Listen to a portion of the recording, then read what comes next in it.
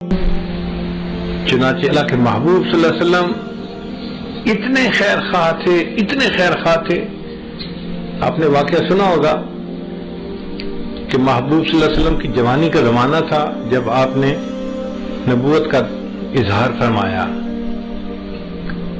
تو مکہ مکرمہ کی ایک بوڑھی عورت تھی، وہ اپنے گٹھڑی سمیٹ کے کہیں باہر جانا چاہتی تھی.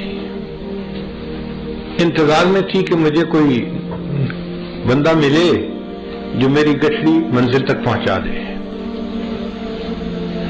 اللہ کے حبیب وسلم کا وہاں سے گزر ہوا. آپ نے اس بوڑھی عورت کو دیکھا، کھڑے ہو گئے. اماں آپ کیوں یہاں بیٹھی ہیں؟ اس نے نوجوان کو دیکھ کے کہا کہ بھئی مجھے ایک لیبر کی ضرورت ہے جو میرا سامان اٹھا کے مجھے جنگل میں فلاں جگہ پہنچا دے. نبی اسلام نے فرمایا اچھا میں پہنچا دیتا ہوں.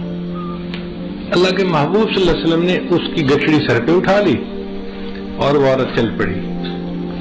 اب وہ عورت راستے میں اپنا حالات بتا رہی ہے کہ اے نوجوان، میں اس لیے مکہ کو چھوڑ کے جا رہی ہوں کہ ایک بندے نے نبوت کا دعویٰ کیا ہے اور اس کی زبان میں ایسی تاثیر ہے کہ جو اس کی بات سنتا ہے وہ اس کی بات کو مان لیتا ہے.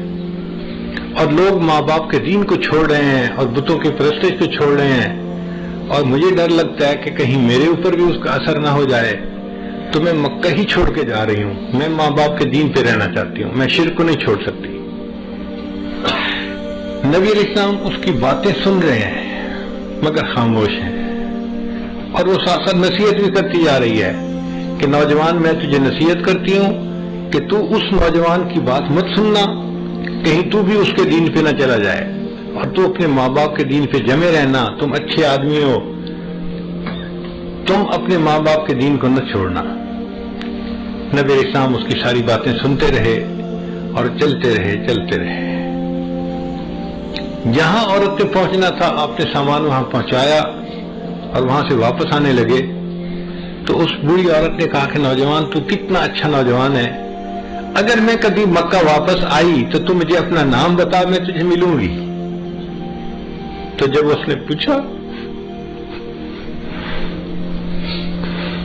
تو اللہ کے حبیب صلی اللہ علیہ وسلم نے فرمایا کہ اماں جس نوجوان کی سارے راستے تو برائی کرتی رہی ہے، میں وہی نوجوان محمد ہوں.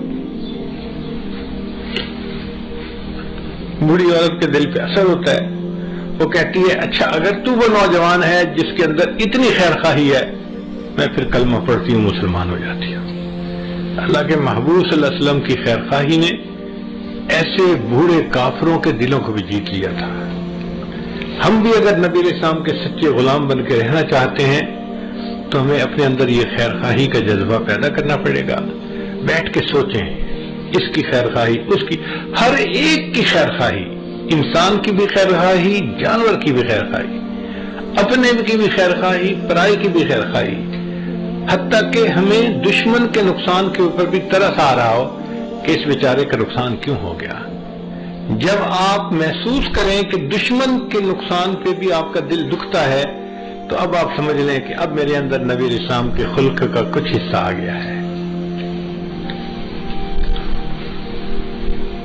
اللہ تعالی ہمیں ایسی خیر خواہی کی زندگی عطا فرما دے